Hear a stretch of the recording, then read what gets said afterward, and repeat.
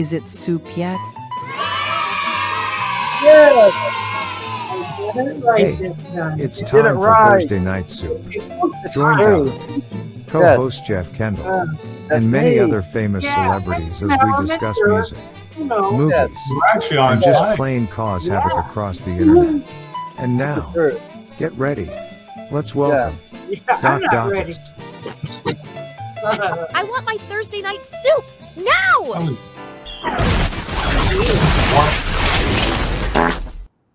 I was born not ready.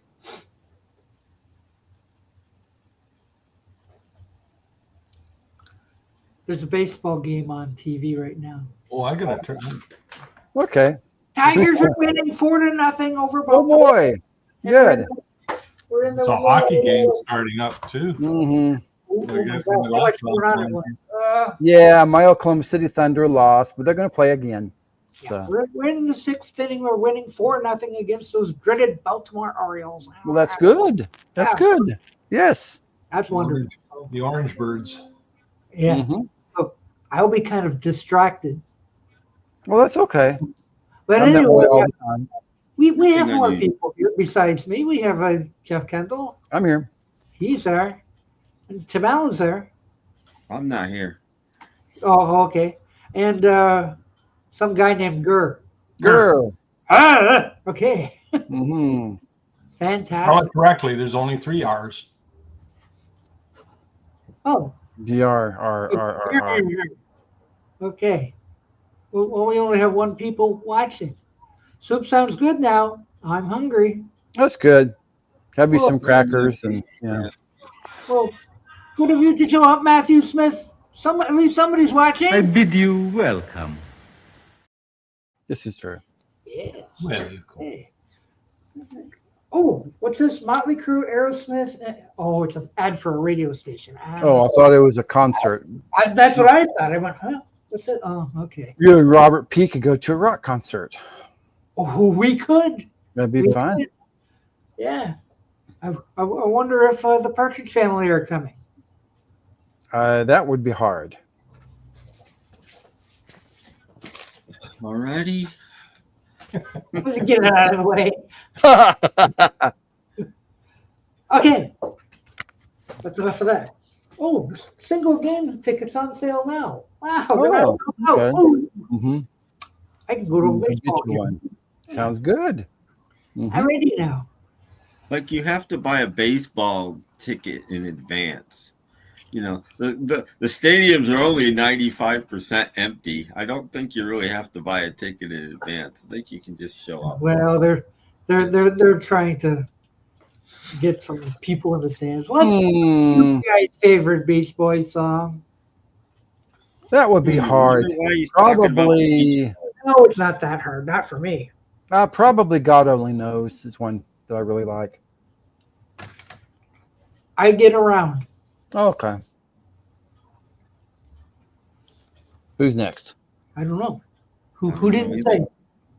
Who's your favorite Beach Boys song? I'm not really a Beach Boys fan, but man, it's hard to pick. I know. Uh-oh. I'm gonna say I like God Only Knows myself too. I think that's like it's a wonderful sentiment. Mm-hmm. And I think that's what Neil Diamond covered it Did he? in the 70s, and he slowed it down and made it really kind of. And I really like his cover of it. Yeah. I think the God Only Knows was the B-side of either Wouldn't It Be Nice or Sleep John B. So that's how I got it. God Only Knows was a single. It was Brian Wilson's only solo single. Oh, no, was that's it? no, never That's- mind. That's You're right. still You're right. on. It was the Yeah. B-side of Wouldn't It Be Nice? Okay, that's why I remember it because I had Yeah. two songs I liked. Right. Wouldn't It Be Nice and No, was released as a solo single. Yeah. Mhm. Mine isn't on my favorite album of all time. Weirdly enough, my favorite Beach Boys song is "Don't Worry, Baby." Okay. It's the Ronettes, "Be My Baby" all over again. Yeah. How can you go wrong? Yeah, No, kind of. Yes, and we all have some Beach Boys handy, Beach Boys or don't we? I don't. You don't. No. Oh wow. Well, I've never been a fan. I'm not Yes. knocking what they do. It just hasn't been the sort of stuff I'm into. I've been working on a podcast, so yeah. Hello, Matchstick Man. Hello. Good old Brian. Pet Sounds a Go-Go? What is that, like Disco Beach Boys or what? What is No. It's a remix of the album that I did a long time ago. that? Oh, okay. I used the box set because you get a CD of just the vocal tracks, you get a CD of just the instrumental tracks, but the instrumental tracks and the vocal tracks are undubbed. It's just a straight. So if you put them together, you get a new, interesting version of the song without all the old dubs. And they don't fade out at the end. They end.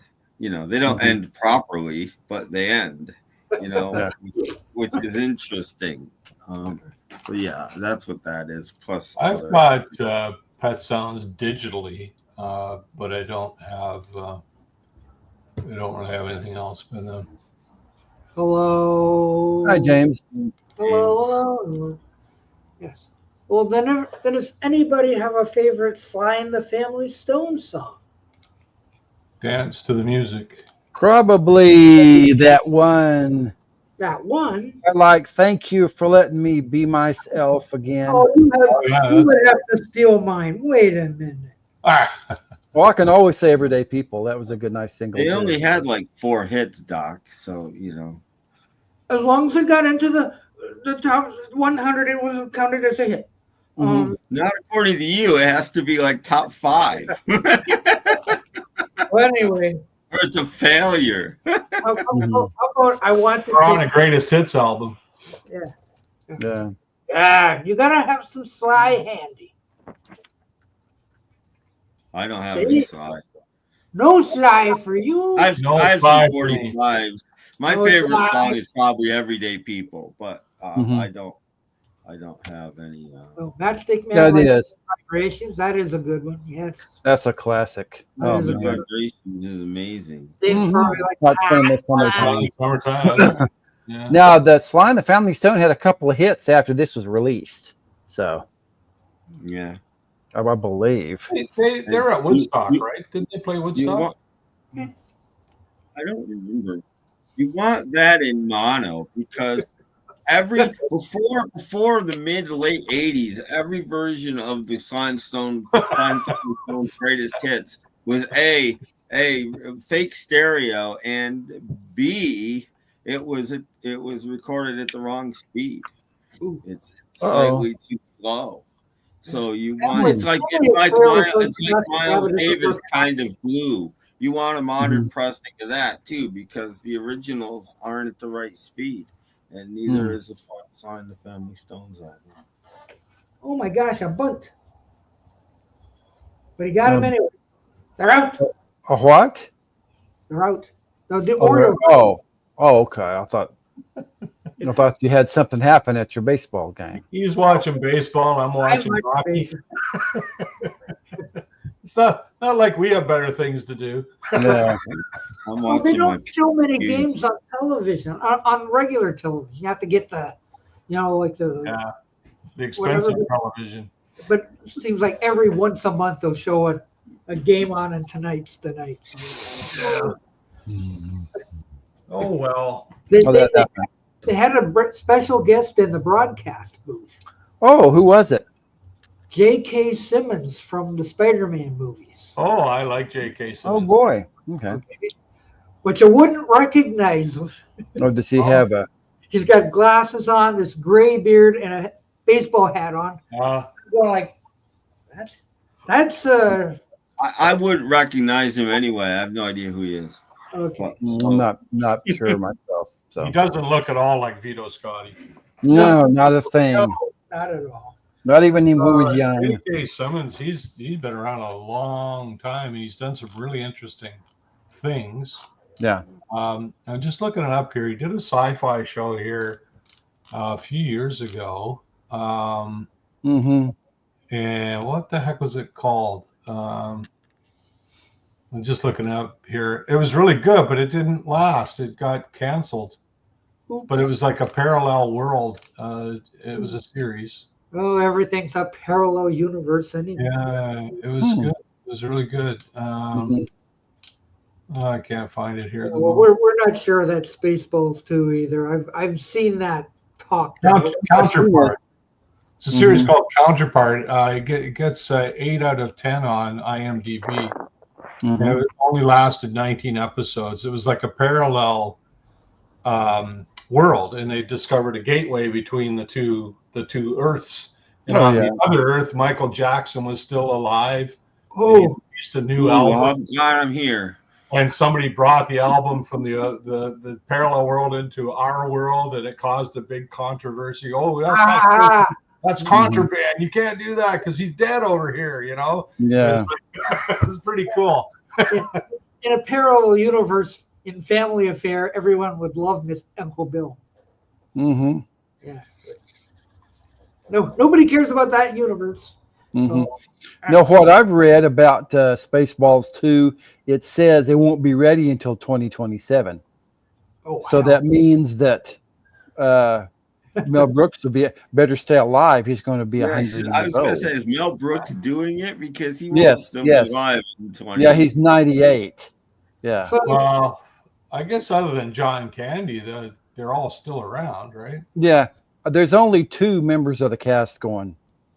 Is Rick Moranis going to go back? Yes. Oh, that's good because he's the one main guy. Yeah, that was working with the Mog or whatever it was called. Yeah, the main character. Yeah, can't remember who that was, but I me either.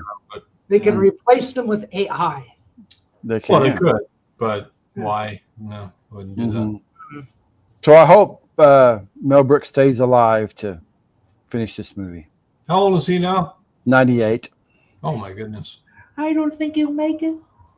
We'll see. Oh, geez. We'll see. I mean, look at Dick Van Dyke. December, he'll be 100.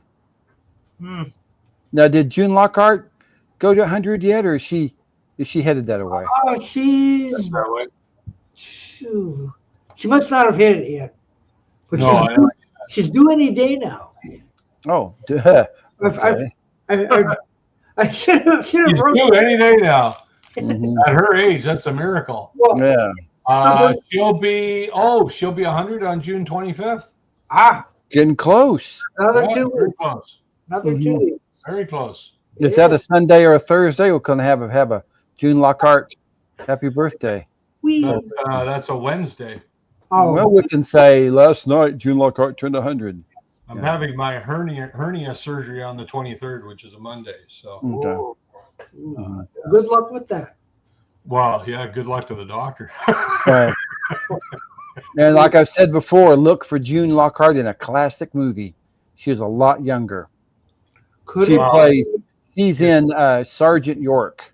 She plays Gary Cooper's younger sister. She's in tons of she in her first movie in like 1937. I know, She's in tons of classic movies. Yeah. I thought you were going to say there's St. Louis. She was a good-looking lady too. She was quite attractive. She was Shirley Temple's, or not Shirley Temple. I mean, Judy Garland's rival in Meet Me in St. Louis. Really? Okay.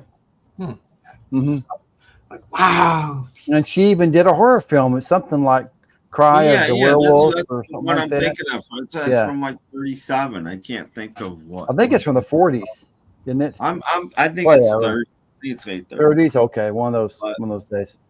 Yeah. I can't. I watched it like last year, but I can't think of the time. Now, was her father an actor too? Yeah, Gene Lockhart. Gene Lockhart, okay. So Gene Lockhart was an actor. June Lockhart's an actress. And then she has a daughter, I think, named something, who's been an actress. The last credit she has is a voice credit in the 2021 Lost in Space series. Oh, okay. She's Alpha Control voice. Okay, maybe she's retired then. That was the last credit she's got there. And so when was this horror movie, in the 40s? 30s. It could be 40s, but I think it's 30s. I forget what it's called, but I watched it like a year ago or something. Mm-hmm. But I watched almost. She-Wolf She-Wolf of London. Yeah. Yes. 1946. Oh, it is. Okay. I thought She played Phyllis Allenby. Mm-hmm. I thought she made a horror movie before that, but maybe I'm wrong. It's hard to tell by the titles, but I don't see one that looks like What's the first movie? What's the first movie she did? I'm curious. A Christmas Carol, 1938. Ooh. Way back then. She played Belinda Cratchit. Cratchit? Cratchit. Mrs. Cratchit. Okay. Sounds good. So Yeah. she's been out there a long time. Yeah. Happy birthday, June. Has how many acting credits here? She's got 180 credits Okay. as an actress. That could be enough. 93 credits as herself. What? Oh. Well, that'd be like talk shows and stuff. I would imagine. Well, and documentaries, and Yeah. Myself. Yeah. 180 acting credits. Wow, that's a lot. That's a career. Mm-hmm. Yeah, I read somewhere that Bill Mummy said that she was taking him and Angela Cartwright to rock concerts during the 60s. Really? Is that true? That is Double true. dating, huh? It is? Okay. Because she was a rocker. Was she in the 60s? Yeah. Yeah, Led Zeppelin's playing down the street. You want to come? Whatever, but yeah, she, Okay. she she did took them play to, the fight. She was Heap. Mm-hmm. Yeah. See, I couldn't. See, I always thought her and God, why can't I think of her name?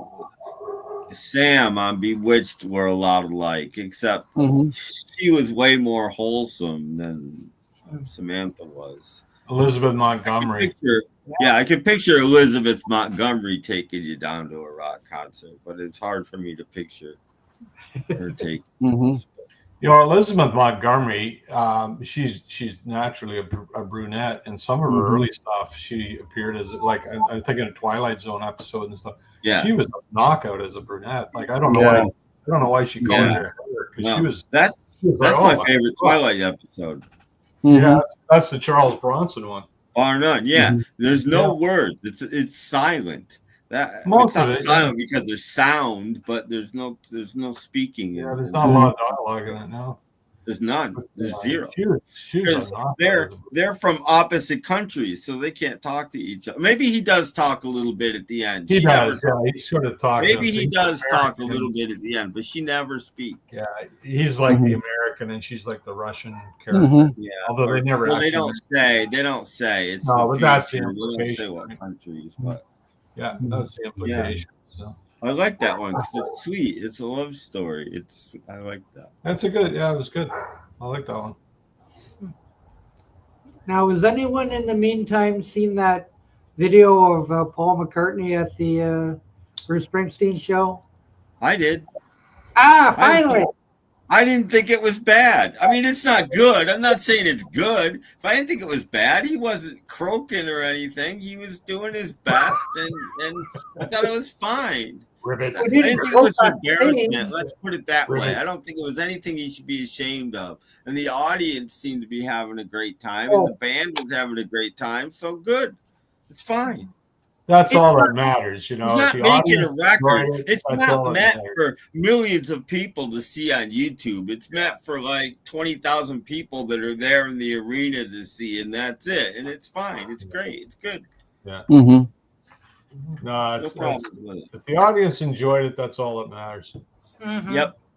Yeah, But it wasn't nearly as bad as people said it was. I watched Well, it. it never is, right? I mean, no, this isn't so bad. people dramatize things. Peter Boothroyd has made a new YouTube so he can say hi. Okay. Hi, Peter. Oh, Okay. Hello, Peter. Hello, Peter. My stereo keeps blowing up. Yeah. Week after week after week. Yeah. Like My cats keep coming bug me in the middle twice of the a night. week, that damn thing blows up on me. I know. They get kind of expensive. It's probably about due to blow up right now, isn't it?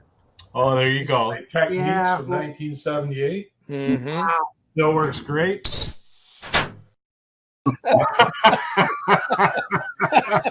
Oh my God! I like how it turned my hair gray all of a sudden, you know. Yeah. I don't know. The reaction is just priceless. Mm-hmm. But I clicked on it. The technology has improved a lot since I made that. Whoa! Oh, wow. Okay. The technology is really improving then if you Mhm. made that like a month ago. Yeah. Well, see if they can do an AI ABBA tour. They can Mhm. do AI Beatles. Yeah, but why? Right. I don't want that. I mean, ABBA's different in a way because ABBA, No, it's a pop People will buy band. It's tickets. not like they were playing their own instrument. Well, the two guys were, I guess, but it's not like they're playing their own. It's a pop band. It's like going and seeing Cher. It's a different thing with the Beatles are a rock band. It's a different thing. we have an expression in computing. I used to, well, before I retired, I taught, for those who don't know, I taught software development. And we always had a rule, just because you can do it doesn't mean you should, right? Exactly. And that's kind of what I think of AI is like, yeah, you can do all these things, but the question is, should you, right? When we lose track of the should you, then we're in trouble. Yes. That's, I think, when you cross the line. Yes. Somebody will probably do it anyway. Well, I'm sure. Like, I had a kid ask me once, you know how to write a virus? And I said, yeah, but I'm not going to show you. Well, why not? And I said, because it's illegal. Because you'll do it and I won't. Mhm. Don't be an idiot. Like, what's wrong with you? Anyway. Well, see, people are making longer films using different shots and putting together a lot like that music video I made. Yeah. Now, when you make AI music, you can get all the parts of the track as separate tracks. Mm-hmm. So it's magic time. Wow. Right. You just wait. There'll be amazing things just to see. And by the way, there's been an update. Phil, the Wings of Pegasus, has done another Beatles naked video. This time he used the same exact vocal.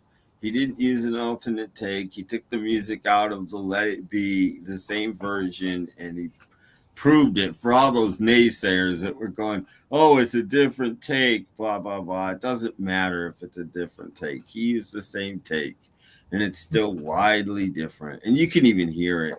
You can hear the soul in his singing is just gone. It's just like, man. There. Hey, it's been a while since I've done one of these show and tell things where I've bought stuff and I show you what I bought, but When you talk and leave your mouth open like that? I don't know. That's He Yeah. never actually closes his mouth. Mhm. This is true, Star Trekker. Mm-hmm. what? You're watching the Twilight Zone while appearing on this Oh, show? not on this. No, I mean I'll watch him. Not here. No. Well, he's saying you're watching him right now. No, I'm not. You can see the reflection in your glass. You're You watching show you what I'm watching. I don't know. Let me. Oh, is it? Can we? Oh. Hey, Oh, he's watching look, the film. Why would anybody watch that? He's watching Hollywood Squares. Uh-huh. What's the worst program on television? After Hey, watching Gotta be Hollywood something Squares. better on than that. Yeah. yeah. I watch them sometimes because they're only like 25 minutes. There's no, but not watching them right now. No. Everybody watch what they want. To Yeah. Go to the cornfield. Mm-hmm. Peter tried to make a video of the Purchase family on a live stream holding up their Tim Allen album.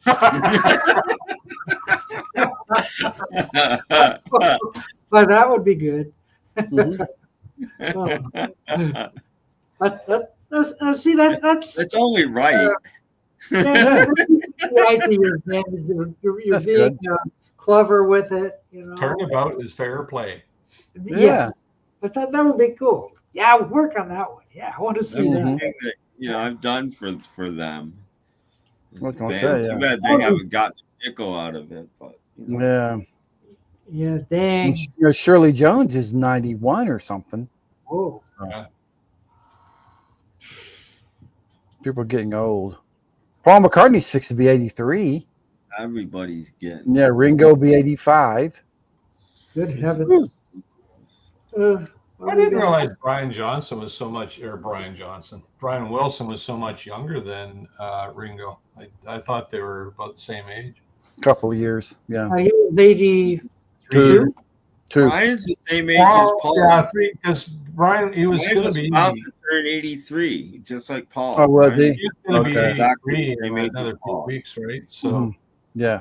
but yeah, I thought I don't know. For some reason, I thought he was about the same age, but close enough. But, Yeah, because let's see, I believe Pete Townsend just turned 80, yeah. and Roger Daltrey's either 80 or 81. Yeah, he's a little And, older. Yeah, all the Rolling Stones or Mick and Keith are like 80, 80 or 81, something like that, and Ronnie is like 70. Well, Bill Wyman's pushing 90. Yeah, Will Wyman's almost 89. Yeah. Yeah. So, man. Well, thanks to Roger Daltrey, we all know when it's time to retire.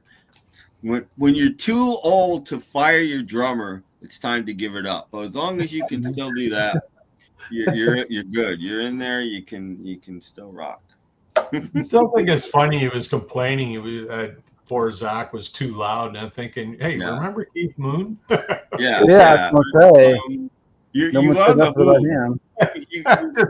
That's so funny. Wasn't your slogan at one point the loudest band in rock and roll? Wasn't that? Yeah. Point.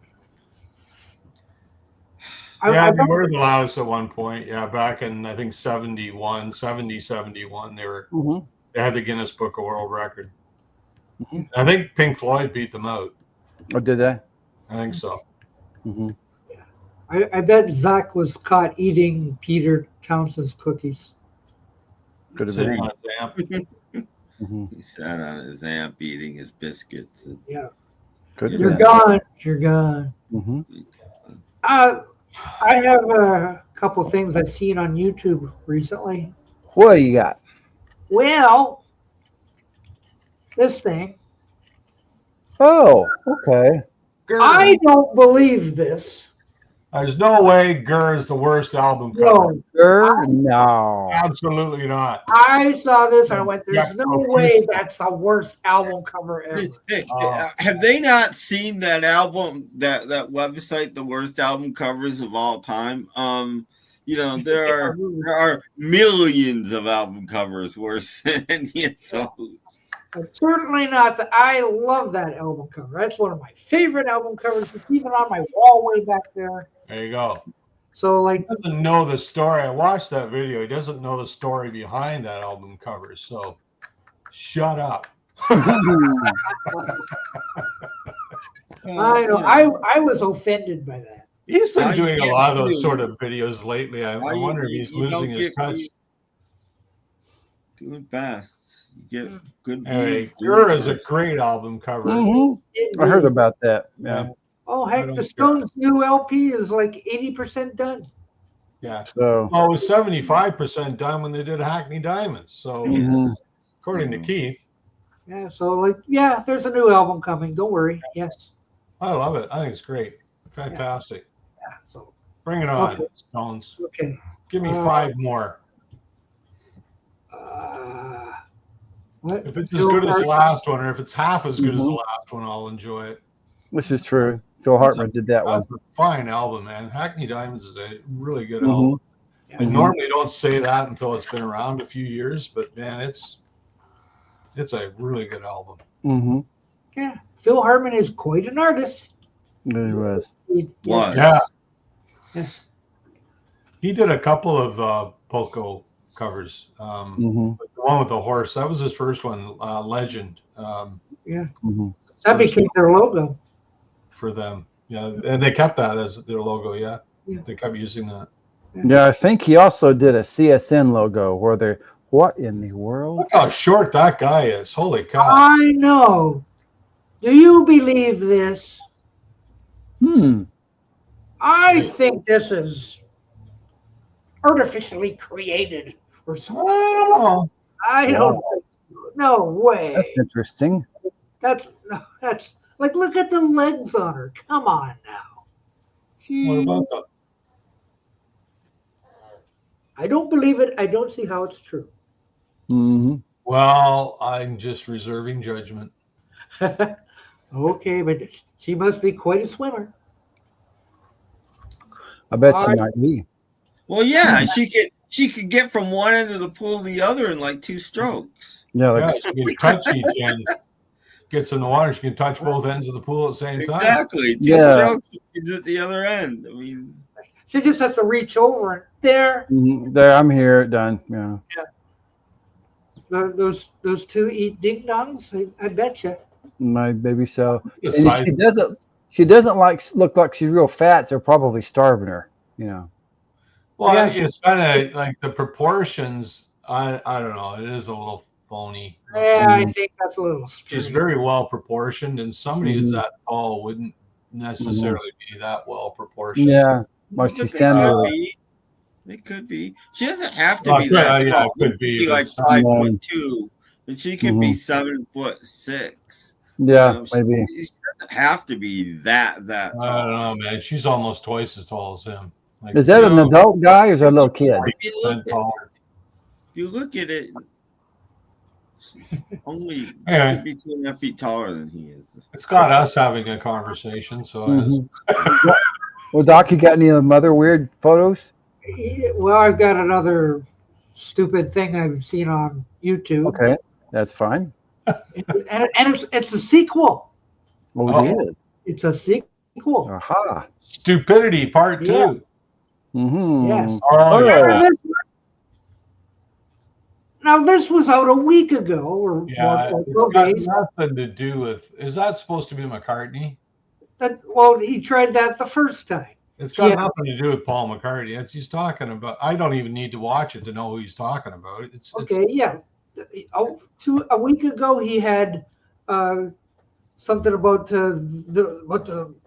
it was banned because of all these racially insensitive something or other. All of a sudden it's back again as wrote a song as a joke to tease his brother. What? Well, it's got nothing to do with McCartney. It's Randy Bachman, and you ain't seen nothing yet. That's what it is. Oh, okay. I didn't watch it, but that's what it's got to be. And he's interviewed Bachman, so I'm figuring he's just capitalizing. Well, how was Ain't Seen Nothing Yet culturally insensitive? How is it what? How is it culturally insensitive? Well, he's making fun of a stutterer. Yeah. Ooh. Well, his last one, he had a Today picture of Steven. It was about got yelled at by interviewer before the interview even started or something, and he's got a picture of Steven Stills up there, and it was David Crosby. It wasn't Steven Stills. It's got nothing to do with Steven Stills. See, this guy is nothing but stupid clickbait. Well, it's what he uses to get views. Yeah, it's clickbait. I wouldn't argue that he doesn't use clickbait, but most YouTubers do, Doc. I would say 75% of videos on YouTube. Yeah, but give the people what you're saying. Don't sit there and put Paul McCartney in the thing and it has nothing to do with it. He is giving people what he's saying. Doc, do you have 2 guys that look tiny bit like Laurel and Hardy on your show tonight eating soup? I don't see them. If you do, I thought it looked like you, my friend. I hate to tell you. I disagree. I disagree. I think it looked like you and Jeff. That's clickbait.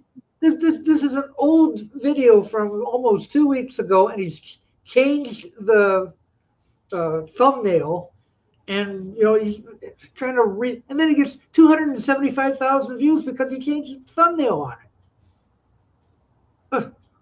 So maybe he had to change the thumbnail. Son of a gun, eh? Somebody went after him, and he had to change the thumbnail. Again, you don't know. and it's still got Paul McCartney in it as though it's about Paul McCartney, and it's not. Mhm. Hey.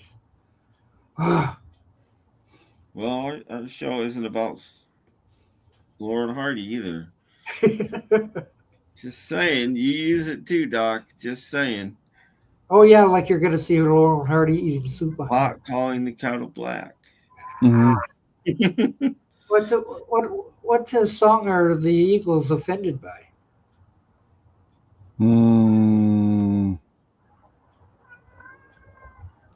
Oh no. I don't know. That sounds like a job for the Professor of Rock. Yes. Cat wants to go out, Jeff. I know. Open the door and let him in. Or out. Or let him in. No, two of your brothers are outside. You have to stay in. Sorry. Ooh. Well, that's what he wants to go out for. He wants to go play with his brothers. But see, he's playing. My cats are playing with my son's cats outside. See, so They're the same cats. I know, but tomorrow he can go outside. See, we don't want to have that many cats outside at once. It'd be kind of crazy. Yeah. Well, anyway, somebody's got a nice Johnny Cash shirt. Yes, it was the guy on the Professor of Rock. He had one, I think. Oh, well, who cares about him? He doesn't count. Well, Now Star Trekker's trying to think of all the songs with stuttering in them, and there's a lot. I can think of My Generation. Yeah. But Benny and Benny and the Jets. Yeah. Oh no, it's insensitive. Oh no. Oh no. Jeez. Stop it. Fly Like an Eagle? What? The Eagles are offended by Fly Like an Eagle. There's the Chia Pet song. Oh yeah, yeah. That's stuttering. Yeah. Chia. No, Can't do that. It's insensitive. Take it. Well, I guess it is. I haven't seen it advertised in a long time. So yeah. Well, I saw it when I was in mom jail. There's still Chia commercials. Was there? Commercials once in a while. Yeah. Oh God. You guys ever heard Burton Cummings' cover of "You Ain't Seen Nothing Yet"? Does it get twice the stuttering? No, he slowed it down and did it as a bluesy song. I think it was on his first solo album, actually. Oh. It sounds pretty good. He did a pretty good job on it, but it doesn't work as well with the stuttering because it's so much slower, and stutters aren't slow; they're fast. But yeah, he did it. He really slowed down and turned it into a blues, piano blues ballad kind of thing. It's pretty cool. Well, look, I'm sure Randy Bachman got some money for that. Oh yeah, no doubt. Yeah. Just don't put it out as a single. It was only like a couple of years after BTO did it too. So Oh really? Still fairly Put it new. out as a single. You do whatever you want. Mm-hmm. Slightly. Thong the thong thong thong.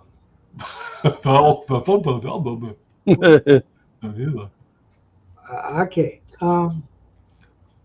That is true. Mel Tillis didn't strutter. No, he stuttered, but not when he sang. When he Yeah. sang, he was a guy. Yeah. Well, he did on purpose sometimes Mhm. for the novelty of it, but he didn't. Remember him in Cannonball Run with Terry Bradshaw and him? Yeah. That was funny. The first one was really funny. The second one, no.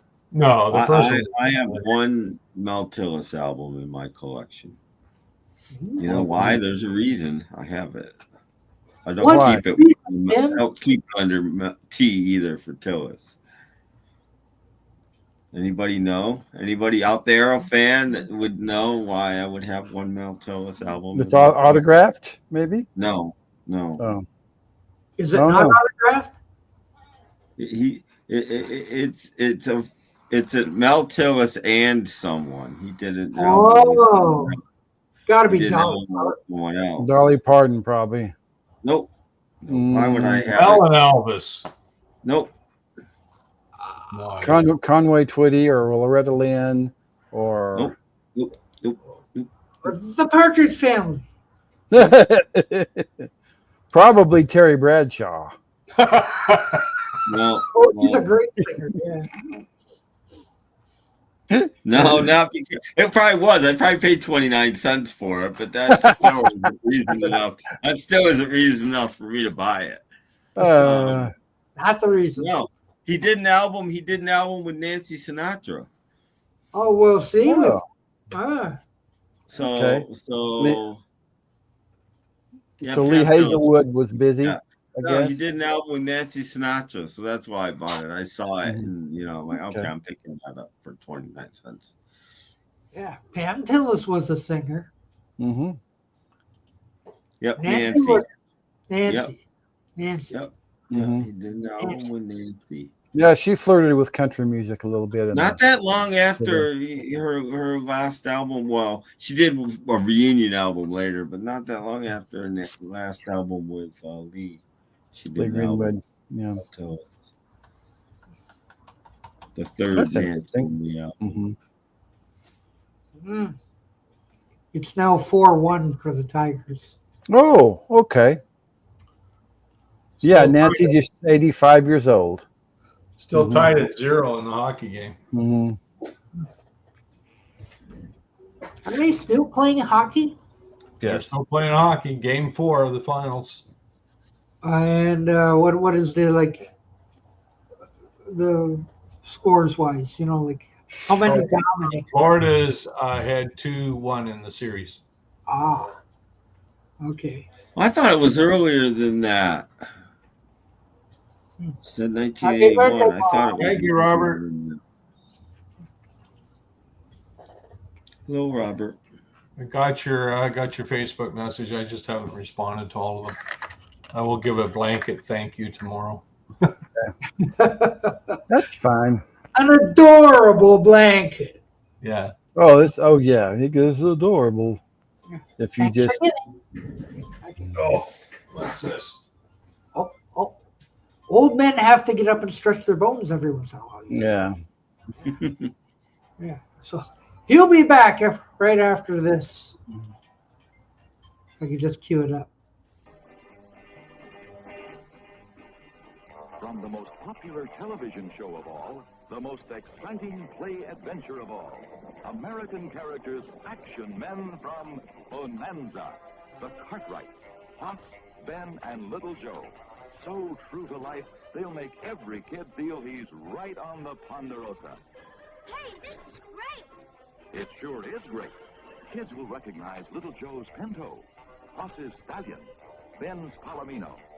They can even buy the Cartwright's mortal enemy, Six-Gun Slade, the meanest desperado in the West. These are the most lifelike replicas ever designed. The Cartwrights move their heads, arms, and legs. Stand, sit, kneel, ride horseback. You can help kids build up their Ponderosa empire and your sales by stocking the fabulous Bonanza 4-in-1 wagon. It's the greatest Western wagon ever built. The covered wagon, complete with accessories, will make kids' imaginations run wild. The thrilling ranch wagon offers endless opportunities for kids to create excitement. The chuck wagon, you can almost smell the bacon frying, comes with 18 cooking utensils. The ore wagon has 8 prospecting tools for a gold mine of fun. And believe it or not, they're all one wagon with 70 accessories. That's why the Bonanza 4-in-1 wagon means 4 times more fun. The Cartwrights have been America's #1 TV family for 5 years. Clean cut, wholesome, and always ready for adventure. They'll make every kid feel he's right on the Ponderosa. Make sure you stock the full Bonanza line for a bonanza of sales. By American Character, the hottest brand around. So I have no recollection of that toy anywhere. I don't know that it ever came out. That's a commercial for the dealers. Yeah, So basically. But I don't know that. What happened to them? Well, what happened to Parnell Roberts? Yeah, or Hop Sing. They have to cook out of the truck wagon. And he says they're the most favorite family on TV. I think it was the Beverly Hillbillies. Where are the Gunsmoke action figures? Yeah, where's Miss Kitty? Where's Miss Kitty and Chester and Festus? But I mean, you could have so many adventures with the Bonanza group. Yeah, there's only 3 They of them. even, they even make the horses move just like they do on the TV with the rope. Yeah, that, Mhm. yeah, that. And with the chuck wagon. I don't remember ever seeing or hearing about that. Yeah, with the chuck wagon, they better have plenty of food. Maybe because, prototypes to try to get dealers interested. yeah, to so start that buying them. they had to make it, and no one. Yeah. I don't think they sold very well. Or If it's sold, got off the ground. Yeah. You know, like that was almost a 2-minute commercial. I know. Well, it yeah. wasn't a commercial. It was a film for like I said, dealers that would have been Don't, shown at a toy show or something like that. You know. Yeah. Don't the actors have to say they'll do it? Maybe they said no. No, they got to pay for the likenesses. Mm-hmm. Well, yeah. Yeah. So like maybe that's what happened. You're like, oh, we'll make. Oh, do we have to pay to have Lauren Green and Michael Landon and all those? No, I think that's what they were trying to do. It's probably for like an expo or something, and they're trying to get enough manufacturers signed up to go ahead with it, and it probably didn't happen. We can have the first look at a new Peter Boothroyd. Okay. First look. Please excuse me while I go retrieve it. Okay. Doc's going to go retrieve it. He'll be right back. Oh, no, we only got half a show. Oh, well. Oh, we've got some stuff. Well, it'll take me a second to go find this thing on Facebook. Okay, his new video. Yeah. No, I don't remember those Bonanza figures ever being in the shows, in the stores. Yeah, I've never seen them. Mm-hmm. So, My favorite thing was when Mom got rid of her Sears catalog. I kept it and looked at the Christmas toys for a while. Maybe what I want for next year. So that was fun. I thought it was going to be Johnny West again, and I thought, I don't remember a Bonanza gift set, So no. I don't remember that at all. No, not at all. So, Doc, you found it? Yeah, I found it, but I'm having some trouble copying it. Oh, retrieving it? Okay. Yeah. Mm-hmm. Hang on. Doc is fixing it. It'll be another Peter Boothroyd video. We'll see who it is. Oh, come on. Anytime now. Come on, Okay, he's trying to get it. Oh, okay. I may have it. I'm going to go check my download button.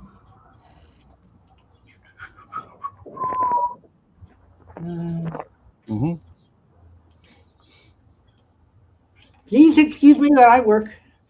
Okay. Doc is trying to fix the new video by Peter Boothroyd. Yep. Please stay tuned.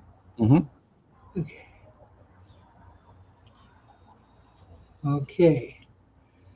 Now I have to upload it to See, it takes a little bit, guys. Just stand by. Yeah, he's I gotta work on this. Yeah, that happens. Add a video clip. There it is. Okay, open. At least it uploads a lot faster now with my new internet connection. Oh, okay. Yeah, so. Ooh, a full set of that Bonanza figures for $600 Oh, good night. Would have been a really good kid to get those. What do you mean you broke them? Yeah. Okay, are we ready for the grand premiere of our new video? Yes, is Gur there? He's probably eating something. He was on the phone. Oh, okay, sorry. But anyway, we'll play it anyway because we've made you wait enough. Okay. Yes, a new one.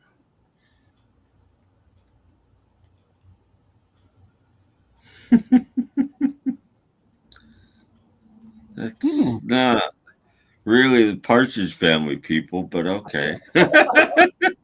They all have the Tim Allen LPs. It looked more like Mrs. Brady than Mrs. Partridge. Looked like mid-70s Joan Collins to me. Ooh, But okay. I don't know. When Gert comes back, we'll replay it and get his. Okay. Yeah, I'm not. It's okay. Well, you know. Yeah. It That's is what it okay. is. Yeah. Interesting.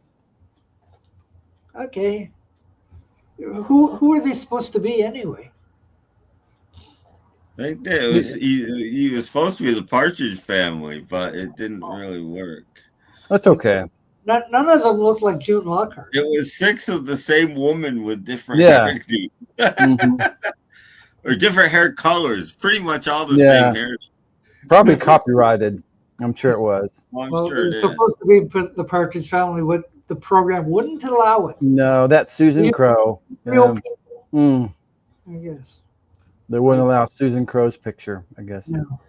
She wouldn't allow it because she's dead. Yeah, she has no say. I wonder if they buried her with her tambourine. She died.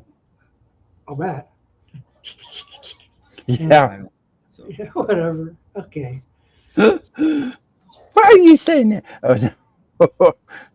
And anyway, that's the latest from Peter Boothroyd. Thank you very much. There's some more stuff too. Right. Thank you, Peter. Yes. Well, what that tells me is the better AI gets, the worse it gets. That's which is a good thing. I'm happy about that. Well, maybe it gets so bad people abandon it. Yeah. Yeah. What were we talking about before that happened? The Bonanza action figures. Oh. Because a guy, MC 1964, says a full set is $699. What? And I was going to say, my mom and dad wouldn't have bought me that. That would be kind of. Well, that's probably today. I doubt that's 1960. Yeah, from the 60s. It's probably still be like $100 for everything. My sister still has the Vinnie Barbarino doll. Yeah, I remember those. Those were briefly. I wish they had fish action figures because I always wanted an Abe Vigoda doll. That would have been interesting. Oh, that's nightmare fuel. You know what? You know what? That would have been great. A fish action doll that comes with its own toilet and newspaper, so you can sit them on the down toilet while he's trying to pass a stone reading the newspaper. Brutal life. Yeah. Wow. Oh, I didn't tell you, Doc. The guy who was selling the Mrs. Beasley doll for $50, he sold it. No, not surprised. Somebody around here bought it. I'm not surprised. Probably cheap, actually. I'm sure. Yeah, really? I thought that had the glasses.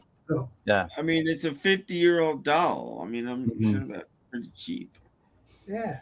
So I think that was a good buy. So it's amazing it lasted that long. Yeah, I remember seeing a doll of a Buffy in Mrs. Beasley, and she's holding Mrs. Beasley. Ooh, that would be like freaky. It would be super rare. Yeah, it would be kind of strange. But it's the bottom of the ninth. And the Orioles are trying to catch up to the Tigers. Oh, are you safe? No, you got it. Okay, 1-0.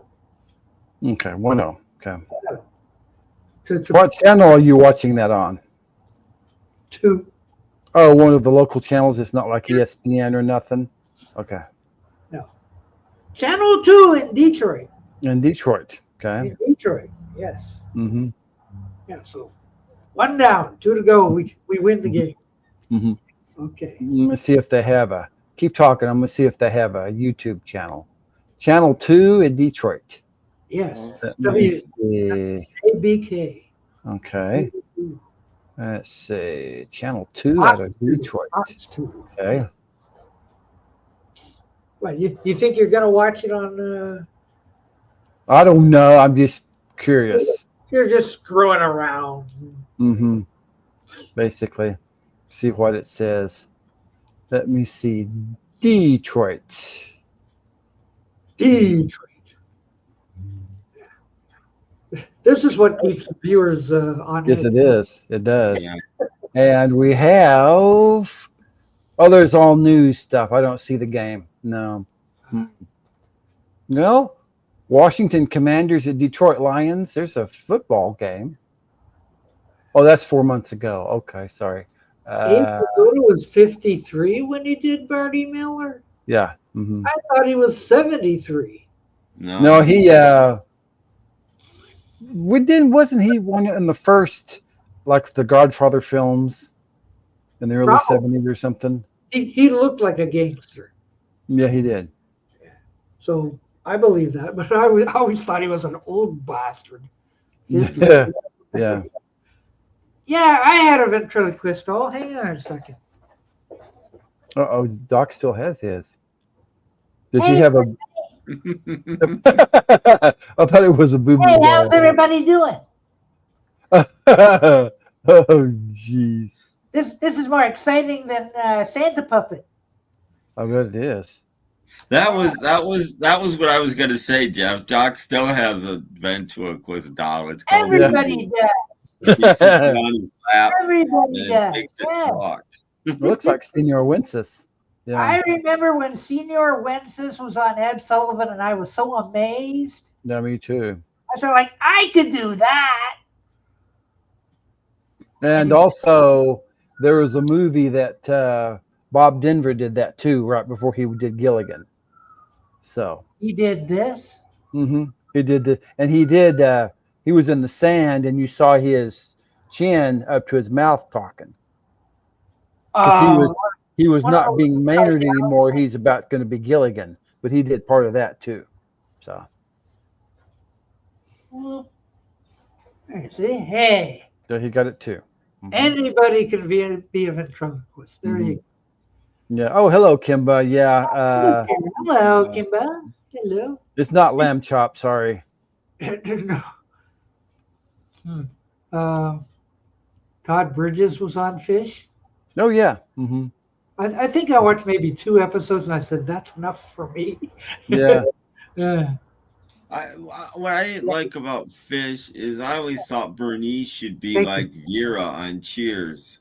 Should never see her, and suddenly on Fish there's Bernice, and I'm like, okay, that's spoiled that. Ooh, 95, man. Yeah. I'm surprised. I thought he died right after Barney Miller was done. No. It's so easy, even just a second. Well, that sounds good. Yeah. Oh well.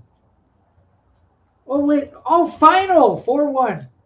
So they won the game. They won the game. Yay. Okay. And there's the pre-game show and all that kind of Well, stuff. the post-game show. Post-game show, yeah. Here's what you missed. Oh, okay. It's done. Oh, it's gone.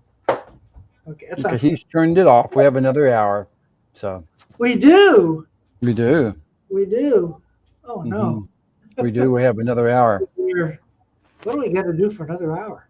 Well, we did have a couple of guys that passed away.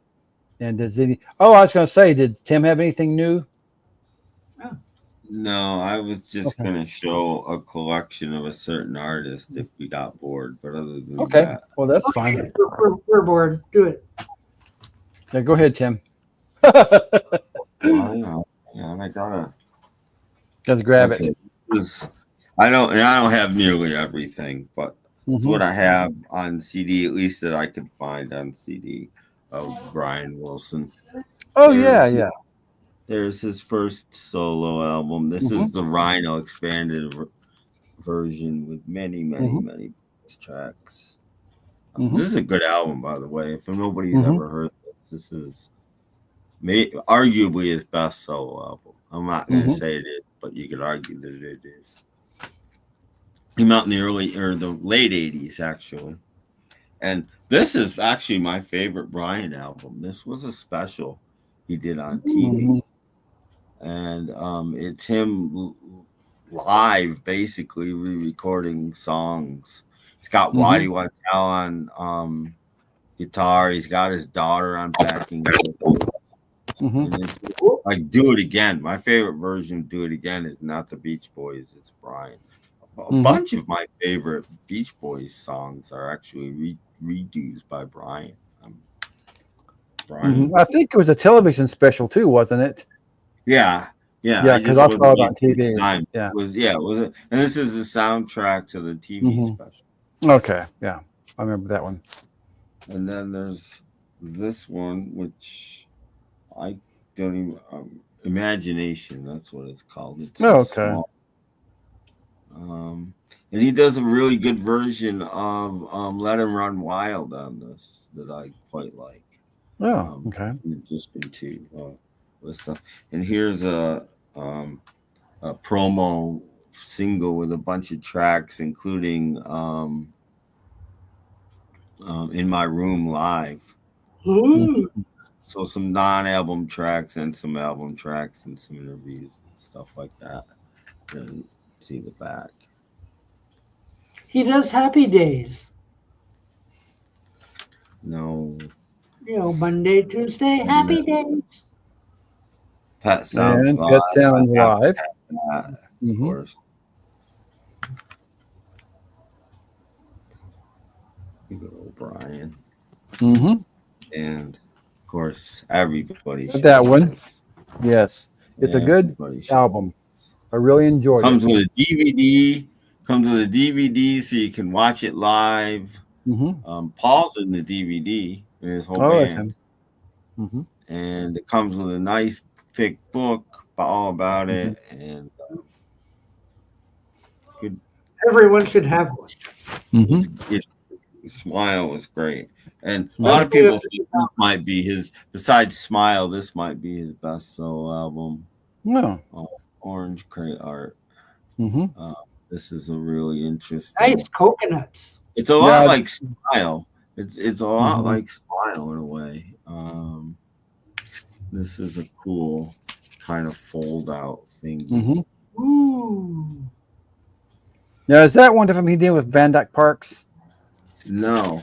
Oh, I thought he did a couple albums of Van Dyke Parks. This is that Lucky Old Son, actually. The Orange Crate, which I don't have, is the one he did with Van Dyke Parks. Okay, that's fine. This is that Lucky Old Son. And then there's Brian live at the Roxy, and he's really good on this. I mean, he's mostly just singing, plays the piano twice maybe or something, but it's really good. It's his band, which was basically the Wonderments augmented with stuff. 2 CD set. Wow. So it's the whole show. And then this is surprisingly good. Brian Wilson interprets. Gershwin. I was wondering about that. I've seen that a couple of times, pretty cheap, and I want to know if is it worth buying? He turned some songs into Beach Boys sounding songs. Oh, okay. Oh, that's interesting. His version of You Can't Take That Away From Me is very Beach Boysy. It's like so Beach Boysy. And it's Gershwin. So and that's what I've got on CD by. Okay. I've got those all out because I'm working on this weekend sometime, hopefully Friday night at some point. My 12th mini cast ever will be up. And it's a Brian Wilson mini cast, and it'll be the longest one I've ever done. Almost not a mini cast. It's supposed to be under an hour. I'm not going to make it under an hour. There's no way in hell. My sister. I got to talk to my sister. Okay. Right. So, and my mini cast is going to be probably twice as much Brian as Beach Boys. Although some of Brian will be Beach Boys songs, but Brian, and there'll be a couple of vocals that aren't Brian, but I'm trying to do most of the vocals Brian. I'm trying. It's Brian that we're talking about, so that's what I'm trying to do. That's it. Did you know? Yeah, that's right. Oh, Daddy Surfs Up, Singing Lips in the movie. For those who think that's the one I was talking about. Because that's where he was in the sand, except for this part of his chin, and he was talking that away. Matthew Smith's been on the phone for 40 minutes. What did he miss? All kinds of things. All kinds of things. The dang thing, Matthew. After the show, you'll have to play it back and Yeah, you'll have to rewatch it. That's right. Mhm. And leave another like too. Right. All that kind of stuff. No, always leave an odd number of likes, people, if you don't know. Yes, that sounds good. Hit the like button 3 times. That's Yeah. Yeah. Yeah, don't just hit it once Yeah. or twice. No, twice is a bad thing. 3 Yeah, times. twice is a bad thing. Always hit it an odd number of times. Even 9 times will work. Mm-hmm. Oh, I made your hand puppet into a real thing. Oh, that'd be good. You mean realer than this? Realer than that? Now? Is it there now? Do we have another video? Yeah, this is true. We gave away so many prizes while you were gone. Yeah. We gave away a house. Yeah, we did. Yeah. Mhm. Yes, a 3-story, 9-bedroom house. Yeah, we gave away a barbecue grill and Yeah, you know, and a pool, and all that Mhm. kind of stuff. Oh yeah, okay. mhm. Yeah, I presume it. I have to go hunting, kids, so I'll be back. Stop camp. Have to go hunting. Hope I Okay. find it faster this time. He's going hunting. Yeah. Okay, well, what do you want to talk about, Tim? I don't know. I've already talked about Brian in my podcast. I've been reading. This is an odd thing. I've been reading the Philip Norman, George Harrison book, and the more I read, George is becoming less and less of my favorite Beatle. Really? It's funny. I've read tons of books about Paul and John, and I always wind up liking them more after I'm done with the book. George, I like him less. The more I read, George could sometimes not be a very nice guy. Okay, well, let's see. Brian, Carl, and Dennis Wilson, Mike Love, and Al Jardine, and then Bruce Johnson later. So, and I forget his something Marks. yeah, David Marks was there for the early days. David Marks. Well, he's on the first album. So oh, David, is he? Okay. Yeah. Mhm. Yeah. Oh, I if you want noticed. to name the original Beach Boys, get rid of Al Jardine because he's not on David the Marks. album. Yeah. I David was going to Marks. ask online, they have an anthology of Brian Wilson. Is that worth picking up? I don't know about. I've never seen the Brian Wilson. It's on eBay. Brian Wilson anthology. It was stuff from all these solo albums. Is it legit? I've never seen it. I'm not saying it's not. I've just never seen it. Yeah, because the Brian Wilson anthology. Well, that doesn't mean it's legit because it's called the Brian Wilson anthology. Yeah. Because he put out several albums. So anyway, we have another new Peter Boothroyd little. Oh boy, we have 2 of them. Yeah, another world premiere. So everybody, hunker down in your seats. Don't change the Another channel. one. Grab your popcorn. Grab that popcorn. Grab something to drink. And here we go. The newest Peter Boothroyd extravaganza.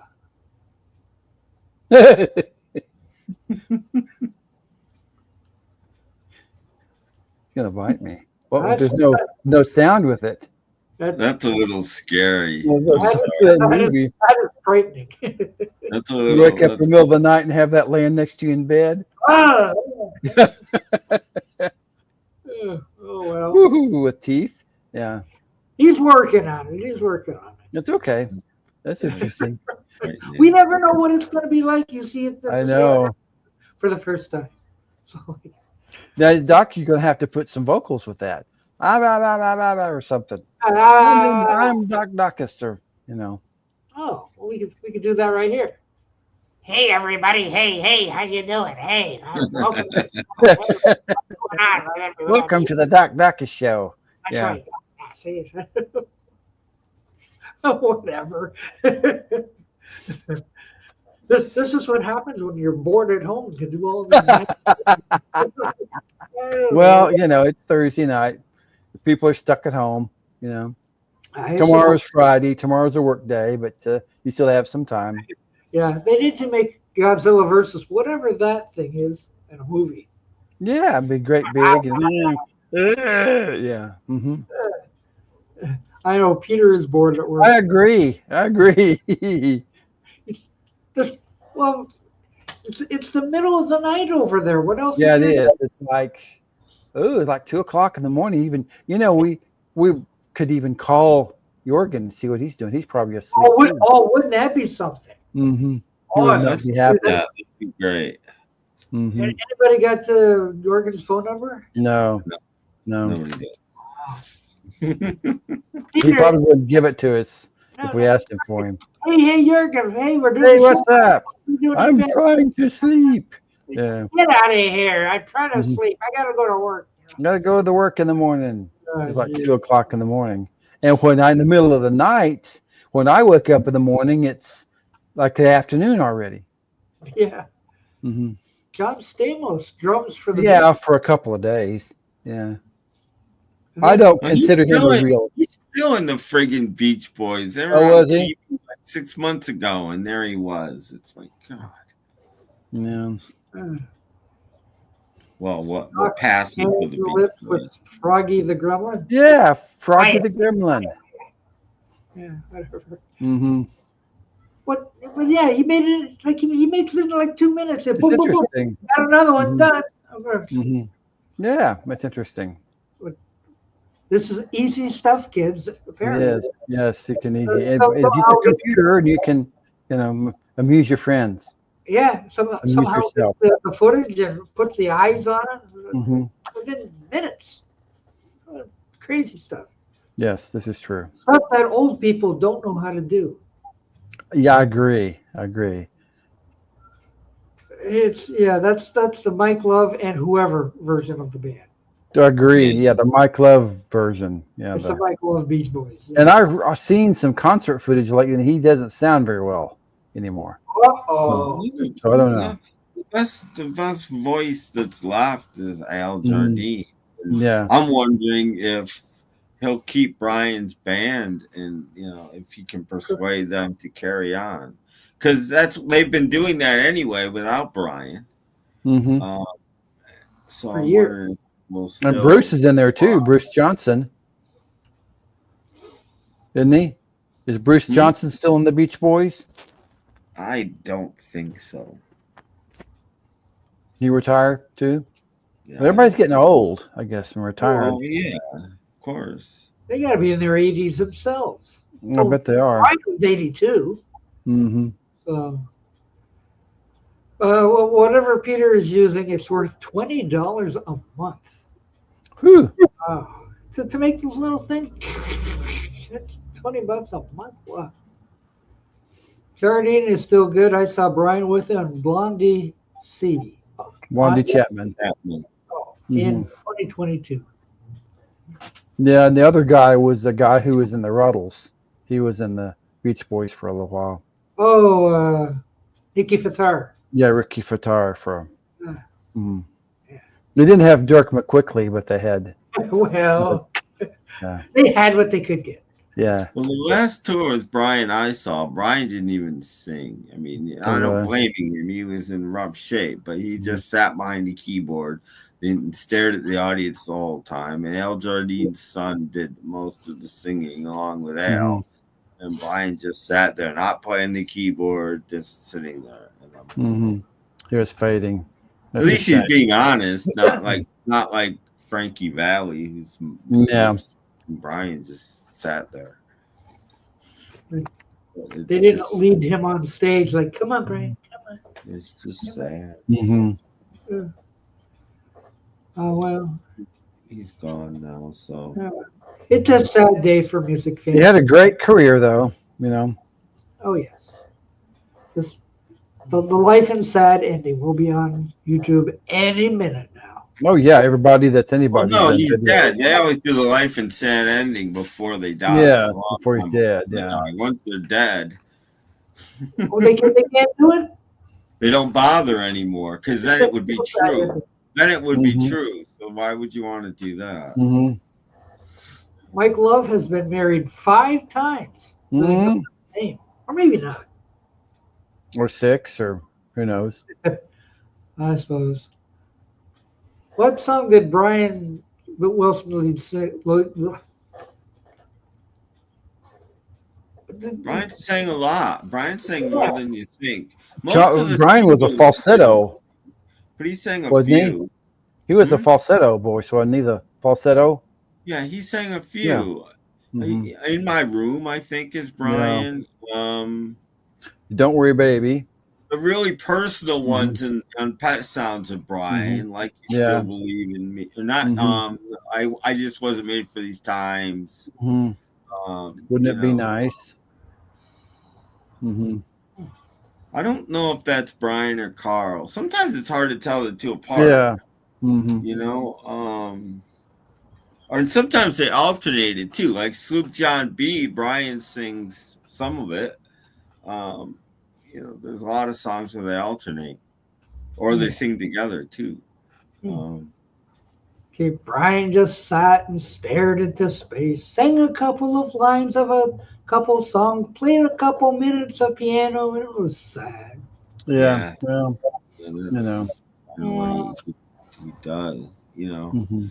At least back when he was touring with Pet Sounds and he didn't smile, he didn't play much keyboard, a little tiny bit, but at least he sang all the songs. Oh, wow. Martin saw the Beach Boys in the early 80s. Am I too old? Maybe.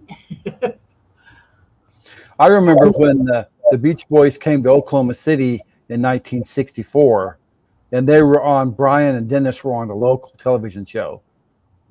And I said, look, Mom, there's a Beach Boys. You know, they came to there was an amusement park called Spring Lake in Oklahoma City, and the Beach Boys, and I didn't go get to see them because I was like 4 years old, but they did an interview on a local television show.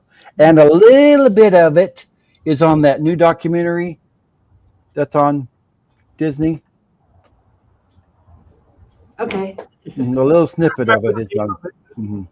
But I remember watching that. I didn't go. I think it was 1985. I was living in D.C. and the Beach Boys played the free concert thing that they always have on the 4th of July, and Ringo was the drummer. Oh, yeah. I didn't go, but yeah. Yeah, I remember once upon a time the Beach Boys played the local corn festival. Yeah. But I didn't go. I think I drove by. I intended to. They're in Canada? Yes. They played the local corn festival. Yeah. Starring the Beach Boys. Were all of them still alive back then? 25 years ago, I doubt it. Because Dennis died in 83 or something. So I drove by. There were cars everywhere and people everywhere. I says, hi there. Hello. I remember you. Oh, my sister should talk your ear off. Anyway, she phoned me for my birthday. So. Okay, well, that's fine. She lives over on Vancouver Island. So. Okay. Talk to her. That's good. Did we do the new stuff for this week yet? Well, basically, nobody had anything. Right. We were doing tribute to the artist that left us recently. Oh, okay. But you have something new? He does have something new. Ooh. Yes. Oh, ZZ Top. ZZ Top. I can't read Japanese. Yeah. It's not Rhino. So this is the last one. Like they released the first 5 albums in a box set, and I couldn't afford the box set. It was just too much money. So I've been buying them individually. And so this is the last one I needed to get. The 3rd album, Tres Hombres, and it's Rhino. They sound really good. These Rhino reissues really sound good. So I thought, yeah, we'll grab that. I had ZZ Top before, but it's all on CD. So I wanted to get the record. There you go. Wow. So that's my news. Produced by Bill Ham. Yeah. Yeah. Yeah. These Rhino pressings are really good. They sound great. They're good heavy pressings and sounds fantastic on them. So, yeah. That's it. That's all my new stuff. Well, I'll tell you, you really missed out. We had premiere of new Peter Boothroyd videos. I was watching it while I was talking to my sister. Oh, okay. Okay. We saw them. So what did you well, I think? saw the one. Was there more than one? Yeah, we had two. Oh, okay. I didn't see the second one. Oh, this one's interesting. Yeah. Happy Thanks, birthday. Pete. Yeah. Well, which one did you see? I saw the one that looked like the Brady Bunch. Okay. Okay. The second one might scare you. Yes, I would be prepared for this. Can't be worse than my stereo blowing up. You know. Okay. There we go. Anchor yourself down. Yeah. Here we go.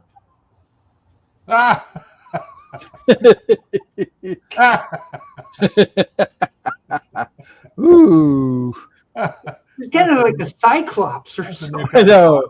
Prosthetic there. That's pretty Yeah. cool. Oh yeah, that's what that record is called in France. Oh. Tres Hombres is In France. Yeah. Well, that's That's true. Trois I forgot about that. Hombres.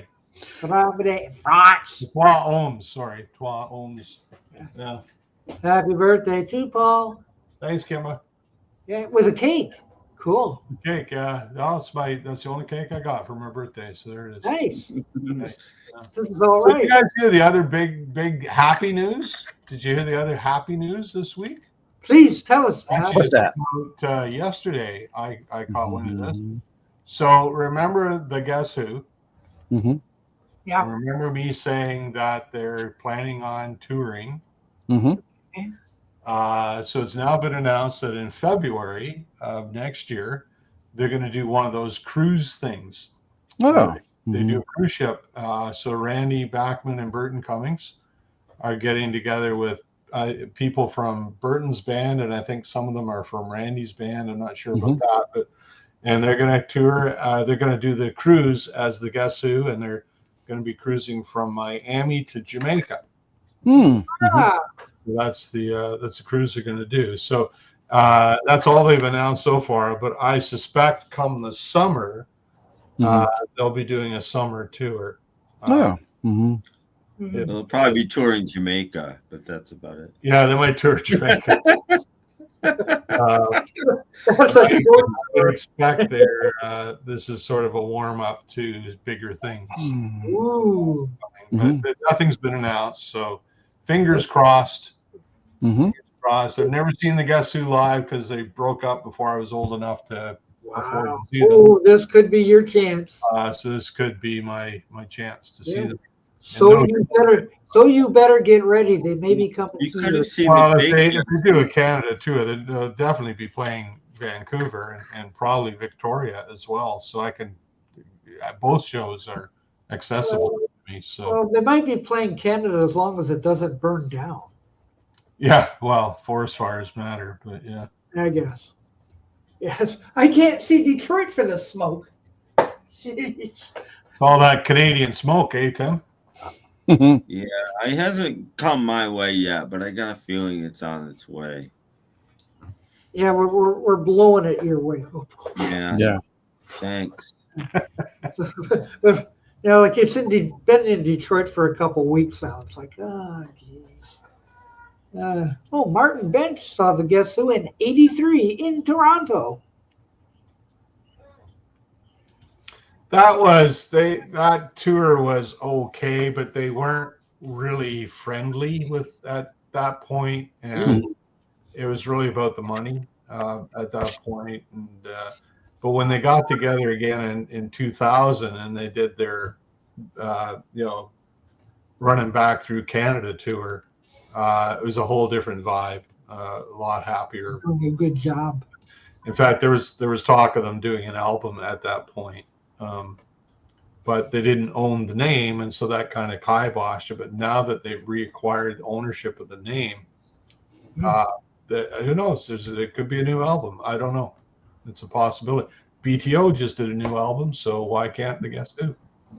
Make sure they get Wolfman Jack on board so they can do Clap for the Wolf. It's going to be a little hard, but yeah.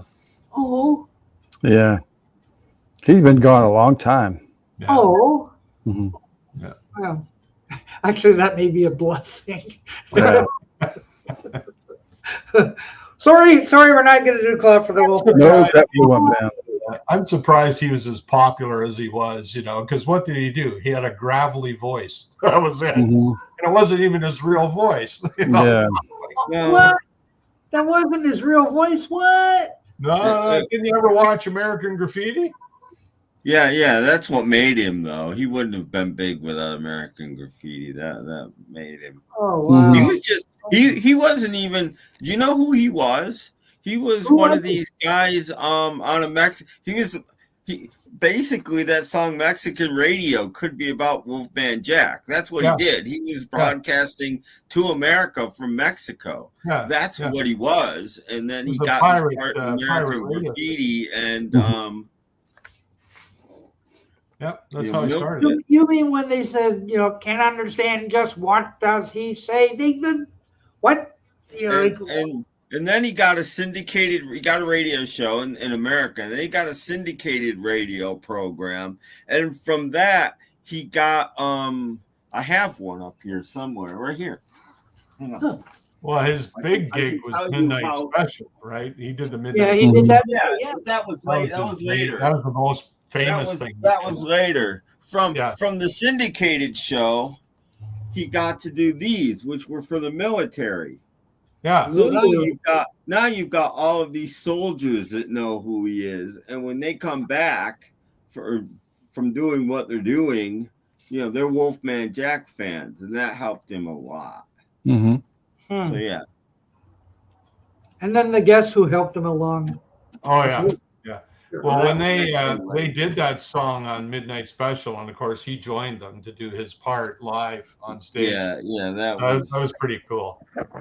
Yeah, they were on YouTube. Guess Who were on the Midnight Special quite a bit. A lot of people remember that as his show. It wasn't his show. In fact, he didn't. You know who hosted that show the most? It's not Wolfman Jack. Neil Sedaka. Nope. Wasn't it Helen Reddy? No.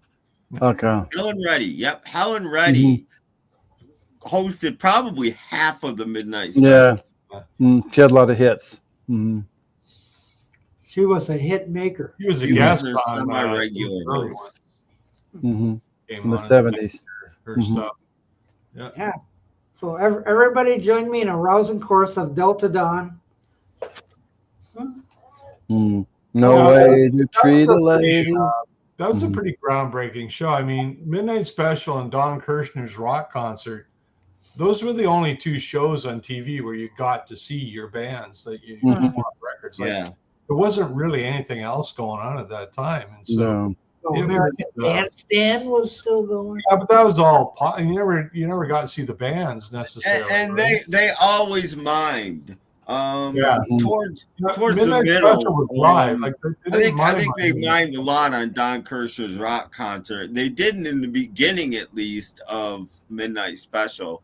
Towards the end, they did, and then they started showing videos like everybody else. But I know the Joe Walsh album, his live album, You Can't Argue with a Sick Mind. That was done on Don Kirshner's rock show. They recorded that, and it was live. There was no miming there. Well, yeah. In the beginning, they were pretty much live, and then once in a while, he did that before he joined the Eagles. And it's kind of cool when you watch it now because John Felder is playing with him before he actually joined the Eagles. On that, that was kind of the connection. That's one of the ways he ended up with the Eagles. Naughty Lee, naughty. I keep learning. Any of you guys see not his latest, but his second latest, I think, Mazzy video? I don't think so. I dug my copy out because I thought this was interesting. But he did a video on an album that you wouldn't expect anybody to do a video on. And I was intrigued. I usually don't watch Mazzy, but he did a video on this album. Oh, Dan Fogelberg. Yeah. Yeah, Dan Fogelberg, Souvenirs. You know why? You know why I was intrigued by this and why I dug it out? I still haven't played it yet, but I never listened to this record. But look right there. Joe Walsh. Yeah. Produced by Joe Walsh. Yeah. I think the hit off that was part of the plan, I believe. I don't know. There's a place in the world for gamblers on this album, which was in the FM soundtrack. And Bill Shizmick engineered it. So, you know, Joe Walsh had his fingers in a lot of stuff back in those days. Like Jay Ferguson, for example, he produced Jay Ferguson, you know, Thunder Island. That made me interested. Yeah, I'm like Mazzy. Mazzy's like, I thought everything he did was folky, mellow stuff, and apparently it's not. So that made What me does interested. Mazzy know? He did an album with Tim Weisberg that was pretty good. Well, yeah, that song, "Power of Gold," is probably my favorite thing that Dan Fogelberg ever did. That's just a great tune. Yep. I hear Tweety Birds. I do too. Yep, Kinks in 1983. Yeah, some pretty good stuff. Really good albums. I think that's my birds. Oh, are they? Pretty loud birds. What's that? It's out my window here. Weird. I think it's my Tweety Birds. The Birds. The Kinks till like 96, 95, 96. I was I was on a bar, which is amazing. I bought almost all of their Arista albums. Yeah. Wolfman Jack did 110 episodes of Midnight Special. That's got to be more than Helen Reddy. I don't know. You buy like the best of the Midnight Special, and Helen Reddy's hosting almost everyone else. Well, that's something Doc would buy, right? The best of the Midnight Special. Hearts Hotel. Yeah, that was his hit. I think Hearts Hotel. Okay. I saw Ronald McDonald in 1983. I was 3 years old. Helen only did 18. Oh, okay. Well, she had done more than that. That can't be right. It ran from 72 to 81. Wolfman Jack did 110 episodes. Helen Reddy did 18. Summer did 10. Then why is she hosting like everyone if you buy like the 10 CD set or DVD set or whatever? It's the Helen Reddy special. She's Gladys Knight did 9. Tina Turner did 8. Oblivious Neutron Bomb. Oblivious Newton-John did 8. Casey and the Sunshine Band did 8. Paul Williams did 7. Ooh, okay. Yeah, but Wolfman Jack had by far the most. Yeah. Like he went beyond. Like he was there 73 to 81. Helen Reddy was 72 to 77. So Jack was there for the whole gig. And it's pretty cool going back and watching those shows now. There's a channel that shows them. And it's just like, holy shit. Some of them I actually remember seeing. I remember they did a Montrose one where Sammy Hagar was still in the band. And I remember it very distinctly, and he showed that. And I was, I remember that part. Yeah, it was really good. You know what amazed me the most about the Midnight Special? No. Was when they got these big signs behind the band, spelling out the band name. Yeah. Where did they get those from and set them up so quick? Did they have a pile of letters backstage? Elton John's coming out. Get the ELTON. No, they've got a week to prepare for all of that. Probably more than that because they weren't live. So to build all that stuff, and it's all back there. It's like a live show when shows have 3 stages. It's like the Tammy show, which was filmed live. or at least partially live. You've got a stage over here and another stage over here set up and another stage over here set up. They had at least 2 stages, probably 3. Yeah. And you can sometimes see it in the show because the show one stage, you can see the other one way off in the corner, right? So yeah, they had definitely more than one stage. The night they had on Electric Light Orchestra, I think they got their letters. God, we got to make a sign for that. I think they got their letters from Wheel of Fortune. I know. Yeah, probably. I liked it more than once. I think ELO did it at least twice. Yeah, several times because they played some of their played some songs off of El Dorado. They did one in the early days. Yeah. Yeah, they could have kept out and just put up ELO instead. ELO instead of the whole thing. Like, that's a lot of letters. But in the early days, they weren't called ELO yet. They weren't called ELO till like 78. Electric Light Orchestra. They were on it 8 times. Yeah, I thought they were on it a bunch. Last time was 79, so they would have been doing Out of the Blue. How many times did the Partridge Family play? Well, no, 79, they could have been doing Discovery. Yeah, you're right. They could have. Yeah, that's right. Because it was out that year. The guy were doing Discovery in 79. Last Train to London. But so they could have also been lip syncing by then too. Some of them were by then. Yeah. Or showing videos, maybe lip syncing to a song or two, showing a video or two. Yeah, I think didn't the Beach Boys host one in like 78, something like that. I don't remember that. They had that album. The Bee Gees hosted at least once. I think the Beach Boys did once because they had that one album, that Light album or whatever it was, 78, 79. Guess they were on it 3 times. I don't know, but and there's one where they've got Helen Reddy's hosting, and the main act is Captain and Tennille, but they've got Neil Sedaka on there, and they all play together and sing together, and there's that one. Anyway, it's we have a see those old shows. We have a request for Tim. Quick, name a movie with midnight in the title. Midnight Run. Oh wow, I would have said Midnight Cowboy. Yeah, Midnight Cowboy for me. Didn't Charles Bronson do one called 10 to Midnight? Yeah. Something like that. You have The Other Side of Midnight?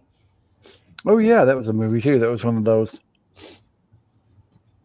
If this was the match game, I think Midnight Cowboy would have been on the top. Yeah, Midnight Cowboy would ding. Yeah. Well, he didn't say name the most popular one. He said quick.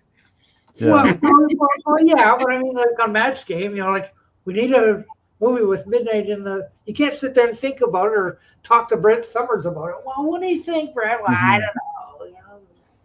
don't know. Whatever.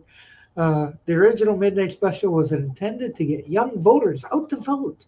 They had voting age that year. That's right, because you watch the very first shows and they're all talking about get out. Don't forget to vote. John Denver, I think he was the first show, or I think he hosted the first show. Every opportunity he got, he was encouraging people to get out and vote. Wow. I think John Denver was the very first show. Anyway, that's true. Yeah, Herman's. Yeah, I remember Herman's in 73. I remember the Birds were in 72. Well, I thought he was saying 73 episodes away. Yeah. And then there were a lot of artists that hadn't had a hit. I think I saw Leslie Gore on the Midnight Special, and she hadn't had a hit since the 60s. Could be. I mean, they tried to get different people, all kinds of people. I remember Argent in there. Argent. They played. Argent. That's what I realized. Sorry, go ahead. Sometimes the acts wouldn't actually be there in the studio. They would film part of their concerts and show it. When I watched Arden, that was the first time, and I think I mentioned this. It wasn't that long ago. That's when I realized Russ Ballard was part of that band. Yeah, I had no idea. I got several Russ Ballard albums, but I had no idea he came from Argent. I didn't put that together. What I find funny about watching Argent is, considering that, one of them came from the Zombies. They look more like Steely Dan than the Zombies. Yeah, they do. They were kind of preppy looking. They looked a little preppy. Yeah. The long hair. Yeah, Russ Ballard, he was the lead vocalist and he played guitar with Argent. Yeah. Yeah. Remember the night that they had Bill Haley and his Comets? I don't remember that one. There was a lot of fun for that one too. Mm-hmm. Yeah, because they had when they had reissued they did the American Graffiti soundtrack. That was kind of reinterest in 50s. I think they had some 50s artists. They may have even had like a Little Richard on there too. Probably. Once. Probably, and I think they did a whole rock and roll one. I think there was one with Little Richard, Chuck Berry, Jerry Lee Lewis. Yeah. That's one I remember. They did a rock and roll one. Mm-hmm. The Roots of Rock and Roll. Yeah. Yeah. Mm-hmm. And the kids still go out. Mm-hmm. Well, and then Kids came on. Oh. Who are they? Yeah. Who's this? Yeah. I don't know, guys. They look funny. Mm-hmm. Ooh. Good stuff. Yeah. Mm-hmm. Okay. I think Slade was on once, or was that Don Kirshner's? Maybe I saw them. I remember seeing them. It was either Midnight Special or Don Kirshner. Mm-hmm. I got a feeling if they were on, it was probably a taped concert from England. Because I don't know that Slade even ever came to America ever. Oh, yeah. They were here in the early '80s. They actually moved to America. In the '80s, yeah, but in their original '70s run, I don't think they ever. Well, I don't know. Because their records weren't getting released here. Only one or two ever came out here, I think. Mm-hmm. They just weren't. Yeah, in the late '70s on cable, they were showing all kinds of stuff like that. They also had that new wave theater, which is kind of weird. All this wild. When they did Keep Your Hands Off My Power Supply, they had moved to America at that point. They were trying to crack American. Yeah, but I'm talking. I consider that, I know they never really split up, but I consider that like their second coming. They were done by like '76. They were done. Yeah. Poor Slade. Mm-hmm. Yes. If you want to learn about Slade, go over to that Grant's Rock Warehouse thing. They've got a whole. Slade, yes. They've got a whole 3-part thing on Slade. So. About Slade. Slade's awesome. I've got their singles box set. It's pretty good. Mm-hmm. Yeah. Didn't even Slade do a Christmas song too? Yeah. That's arguably the most popular Christmas song in the UK. Is Merry Christmas. The Fleetwoods? Oh, okay. Yeah. Robbie Rist, even in his band, even did a song that was on Schnee's Christmas special called "It's Not Christmas Till Noddy Sings." And it's about Merry Christmas, everybody. And the song's called "It's Not Christmas Till Noddy Sings." It gets more airplay than Wonderful Christmas Time, I bet. Probably. Because it's not Christmas till Noddy sings. If Paul sings, doesn't matter. Not until Noddy sings. Noddy has to sing, yes. That's it. Oh, what's this? Well, Christmas music is a big deal in England. It's never been a big deal in America. No, he didn't sing all the lead. So before he joined the band, it was Chad Allen who sang the lead. And then in the RCA years, when they got into, I guess, Share the Land was the first time someone else sang on one of the RCA albums. And that was Greg Lescue, who was one of the guys that replaced Randy Bachman. So he sang Coming Down Off the Money Bag, which is a song he wrote. on side 2 of Share the Land. And then sporadically from that point forward, different people sang lead vocals up until number 10. And then, see, in 73, they released Artificial Paradise, where they had a whole bunch of different singers on that. Bill Wallace sang on some of the stuff. Donnie McDougall sang on some of the songs. Burton Cummings sang on some of the songs. So they had actually 3 people singing lead on that. But that album didn't do very well commercially. So their next album, Burton took control back of the singing. And from that point forward, he sang all the songs. That there wasn't anything after that Burton didn't sing. So from like 70 to 73, they did 4 albums, 5 if you count the live album, because Donnie McDougall sang on that as well. So there were 5 albums in a row there where you had different singers. Burton Cummings still being the main singer. Like he would sing 80% of the songs on the albums or more, but they would every once in a while sneak things in. And some of those songs that he didn't sing are actually some of my favorite Guess Who songs, just because they were written by somebody different, and it's a little bit of a different twist on things.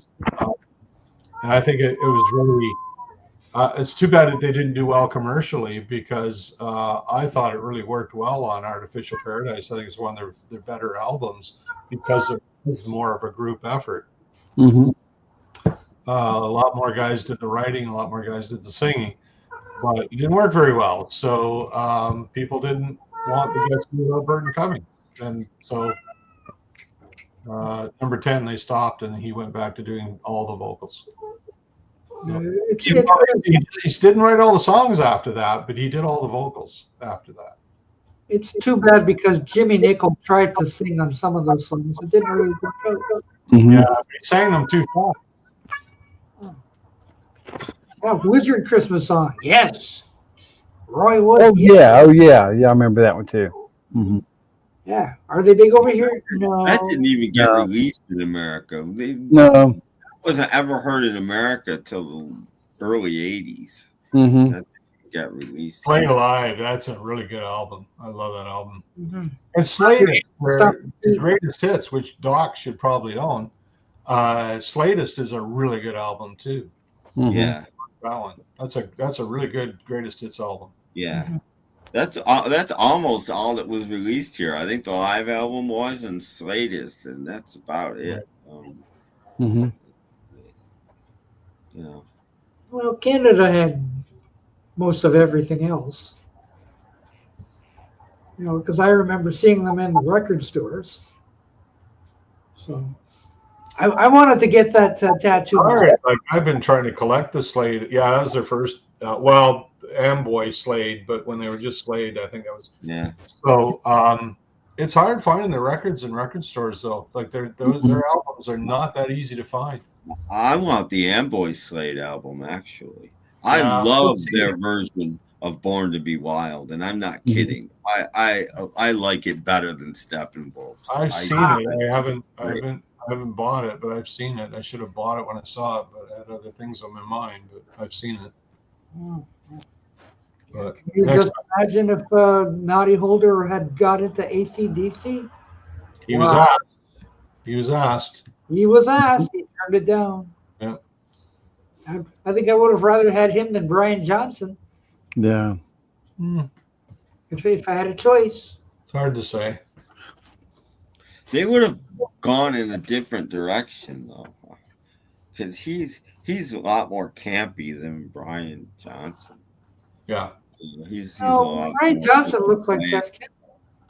And campy, and but Brian Johnson was very serious and in the hard, you know, and Noddy's more. Can't you see the resemblance if I put up a picture of Brian Johnson? Oh no, I'm convinced. Yeah. Yeah. No, that's same guy. Absolutely.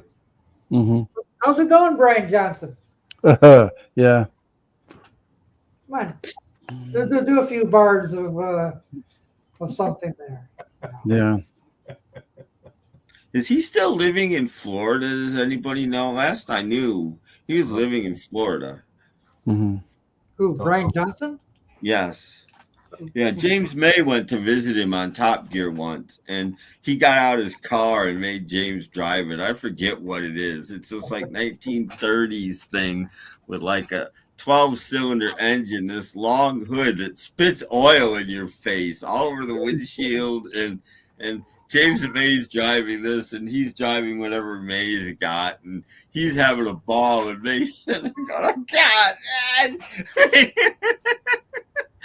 And then it starts to rain, and he doesn't even have a top, so he gives it back to him, and he's like, "I guess I got to drive home in the rain, eh?"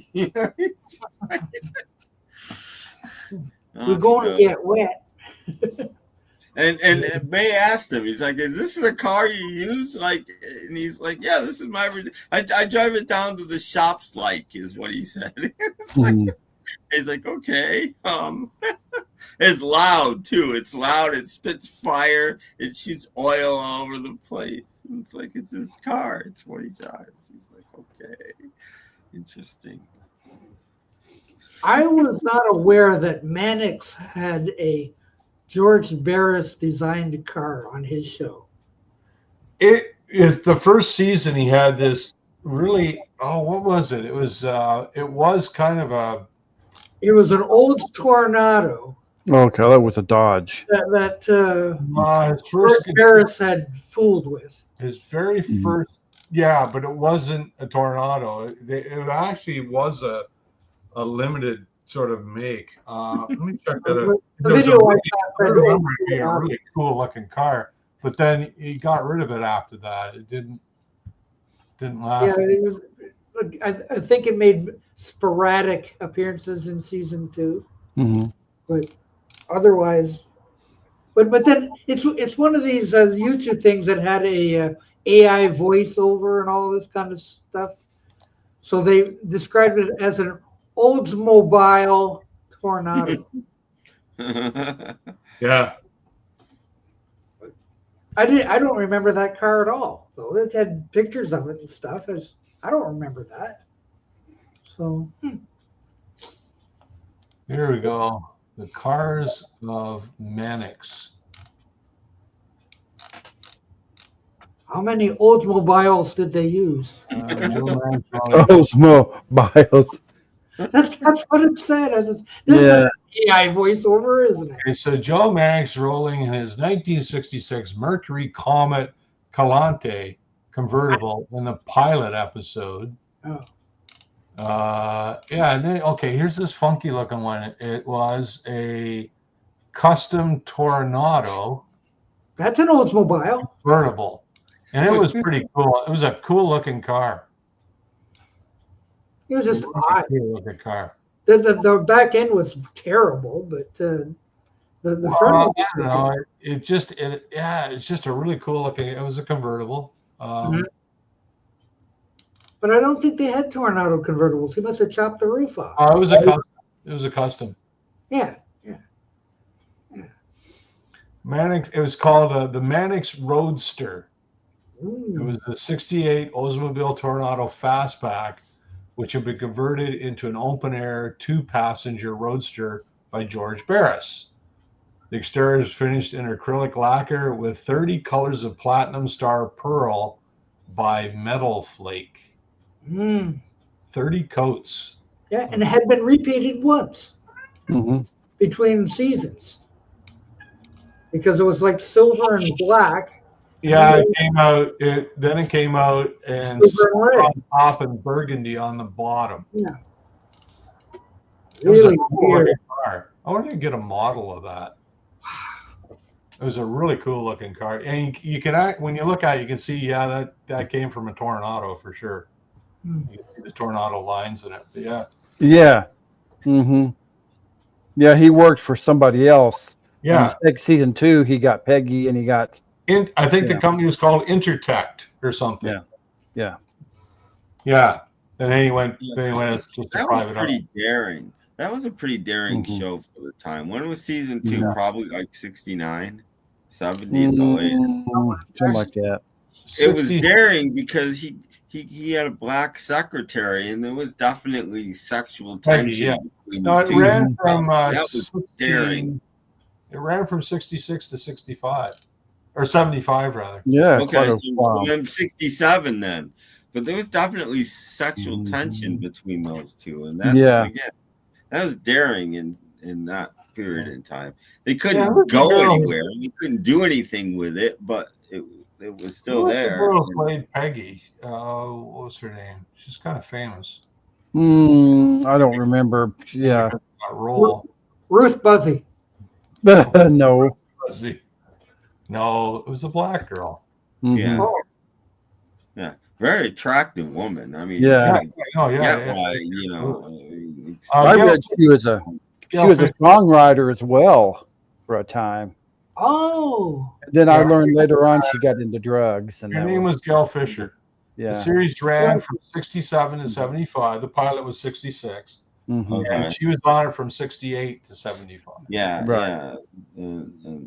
But yeah, again, that was Gail Fisher was her name. That's around the same time that the first black kiss on television ever happened. So no, Star Trek. Yeah. Early days for that sort of stuff. We had Diane Carroll as Julia. Julia was the first star, I think. Of a black show, which has never been out on DVD for some reason. Nope. People ask, why isn't Julia out on DVD? Well, we don't know. So overlooked. I don't know why. Mystery. Yes. Well, Lee wants to thank you, Paul, for the Guess Who info. Very good.